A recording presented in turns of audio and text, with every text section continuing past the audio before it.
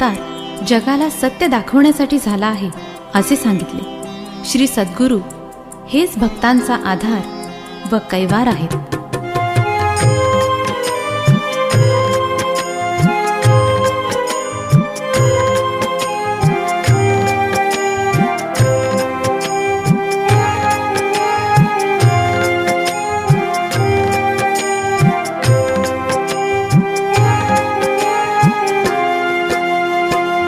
तूच माझा आधार, तूच माझा कैवार, तूच माझा आधार, तूच माझा कैवार।